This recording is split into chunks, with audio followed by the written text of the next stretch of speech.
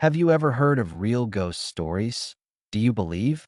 Welcome to Silent Specters, where every whisper holds a secret and every shadow hides a story connected to our lives. Now, let's begin today's story. Everyone, please listen carefully and feel it. The white dress on Archer Avenue. The ribbon of asphalt known as Archer Avenue snakes southwest out of Chicago, a gray artery connecting the bustling city to its quieter, more permanent suburbs, the sprawling cemeteries. It's a road steeped in history, flanked by patches of gloomy forest preserve, industrial zones giving way to residential streets, and the silent cities of the dead. For generations, Archer Avenue has been more than just a thoroughfare. It's been a conduit for whispers, a stage for the uncanny, and the undisputed territory of Chicago's most beloved and persistent ghost, Resurrection Mary. Her story, like most enduring legends, has roots tangled in tragedy, its tendrils reaching back to the Roaring Twenties or perhaps the early 30s. The exact year is as elusive as the apparition herself. The most commonly accepted narrative centers on a young woman, beautiful, vibrant, with flaxen hair and startlingly blue eyes. Her name, lost to time and embellished by countless retellings, is often given as Mary, perhaps Mary Bregovy or Mary Lutkovsky, though records proving her specific identity remain frustratingly inconclusive. What remains consistent is her love for life, and particularly, her love for dancing on a cold night, the kind where winter hadn't quite relinquished its grip on the windy city. Mary was out with her beau. The O. Henry Ballroom, later known as the Willowbrook Ballroom, a cherished landmark until its tragic fire in 2016, pulsed with the infectious rhythm of jazz. Lights glittered, couples swayed, and the air thrummed with an energy that belied the chill outside. Mary, likely adorned in a flowing white gown appropriate for a formal evening of dance, was in her element. But the night soured. An argument erupted between her and her date, sharp words exchanged, feelings wounded. The specifics are lost, perhaps a disagreement over a dance partner, a perceived slight, or simply the volatile friction that can spark between young lovers. Heartbroken, angry, or perhaps just fiercely independent, Mary stormed out of the ballroom. She refused a ride, maybe spurning her date's attempt at reconciliation, or perhaps no ride was offered. She decided to walk home, alone, along the dark and desolate stretch of Archer Avenue. The music and warmth of the ballroom faded behind her, replaced by the lonely howl of the wind and the distant rumble of the city. It was then that tragedy struck. A screech of tires, a blinding flash of headlights, a sickening thud. A hit-and-run driver, emerging from the darkness and vanishing back into it just as quickly, left Mary lying broken on the cold shoulder of the road. She died there, or perhaps shortly after, her life extinguished miles from home, her white dress stained not just with grime, but with her own lifeblood. Her grieving family laid her to rest in Resurrection Cemetery, a vast and solemn expanse of manicured lawns and weathered headstones located directly on Archer Avenue. A young life, full of promise and laughter, was interred beneath the cold Illinois earth. But according to the legend that began to bloom like graveyard flowers in the following years, Mary didn't stay gone. Her spirit, forever tethered to her final moments, or perhaps just yearning for one last dance, began to wander the road where her life so brutally ended. The first documented sightings, or at least the ones that cemented the legend, began surfacing in the late 1930s. The pattern was remarkably consistent. Lone male drivers, traveling late at night along Archer Avenue, typically heading northeast towards the city, would spot a young woman walking alongside the road. She was invariably described as strikingly beautiful, with blonde hair, blue eyes, and dressed in a white, somewhat old-fashioned formal gown. She looked out of place, vulnerable, and ethereal in the lonely darkness, compelled by concern, chivalry, or simple curiosity, the drivers would pull over and offer her a ride. She would accept, often speaking very little, her voice soft and melancholic. Sometimes she would give a specific address further into the city. Other times, she would simply gesture vaguely up the road. She was a quiet passenger, her presence strangely chilling yet undeniably real. She felt solid, occupied space in the car, her reflection sometimes caught in the rearview mirror. The unsettling part always came as the vehicle approached Resurrection Cemetery. Without warning, as the car passed the main gates, the beautiful blonde passenger would simply vanish. One moment she was sitting there, a tangible presence in the passenger seat. The next, the seat was empty. There was no sound, no struggle, just an abrupt and inexplicable absence. The air in the car would often turn cold, and the driver would be left shaken, heart pounding, grappling with the impossibility of what had just occurred. Some drivers slammed on their brakes, searching the roadside in vain.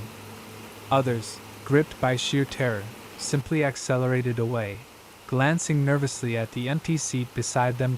One of the most famous and frequently cited encounters occurred in 1939. A young man named Jerry Paulus claimed he spent an evening dancing with a beautiful blonde woman named Mary at the O. Henry Ballroom.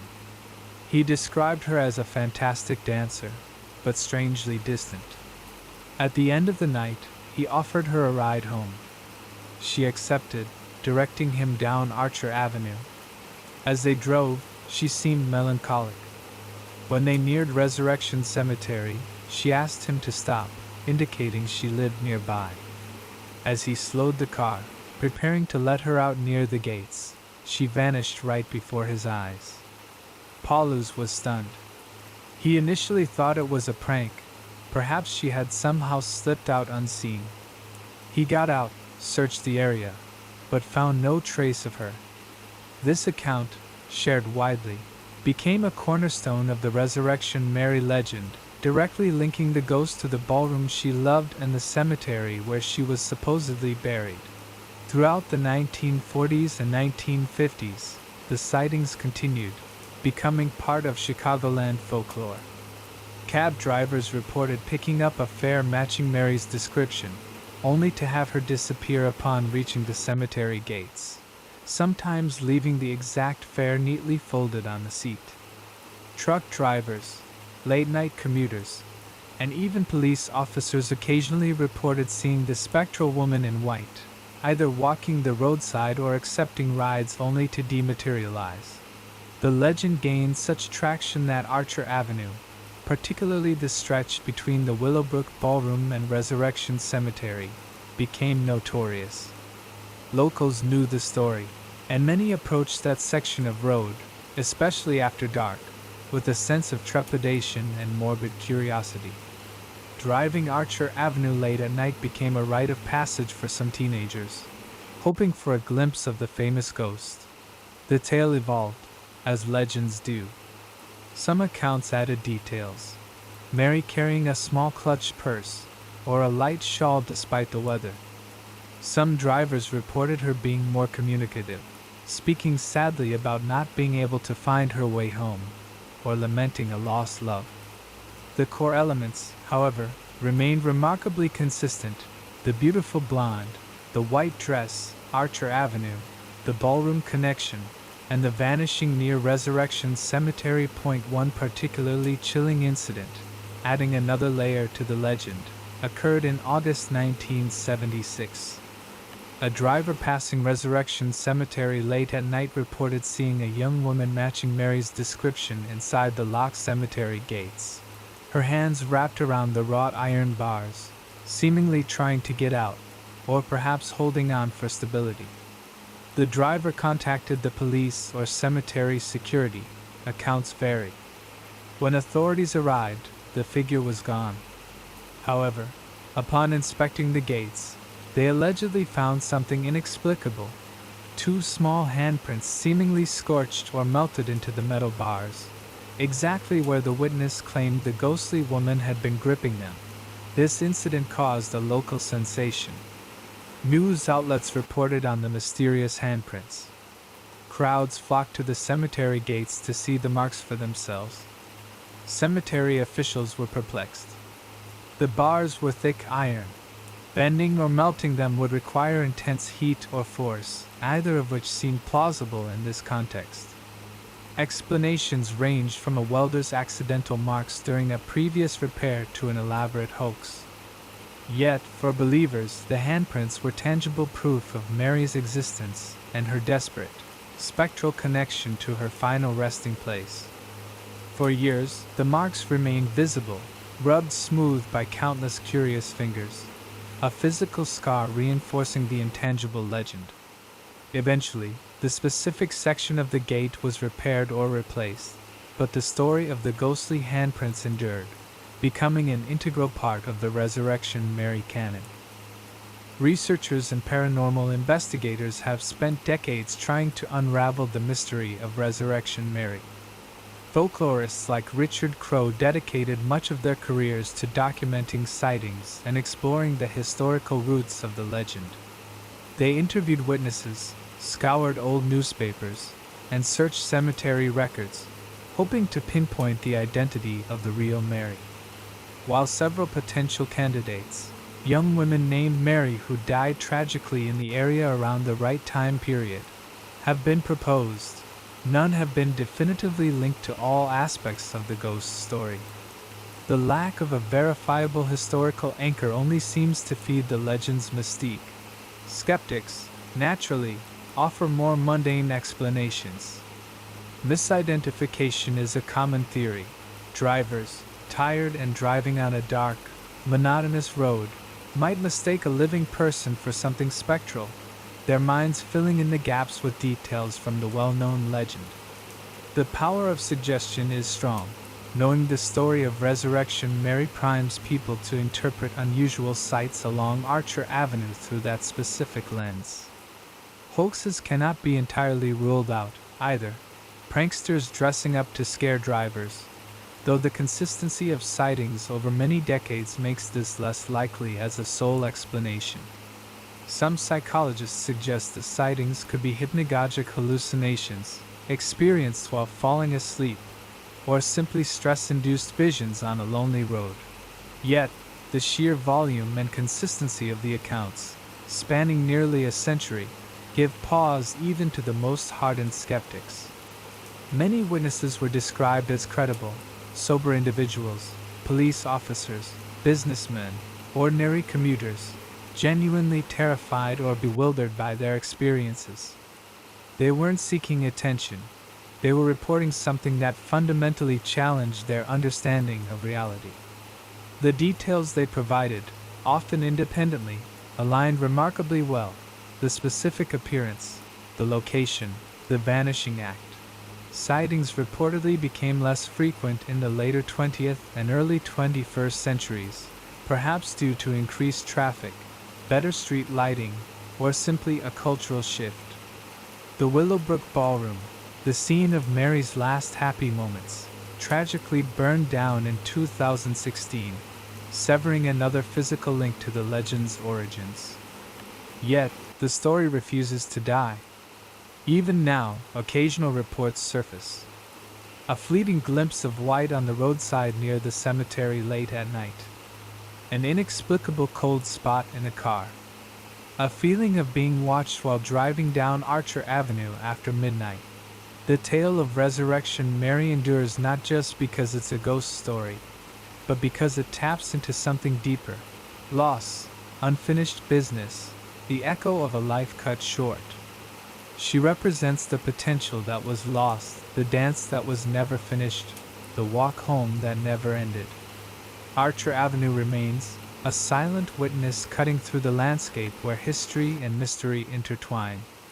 Resurrection Cemetery stands sentinel, its gates perhaps still bearing the unseen imprint of ghostly hands.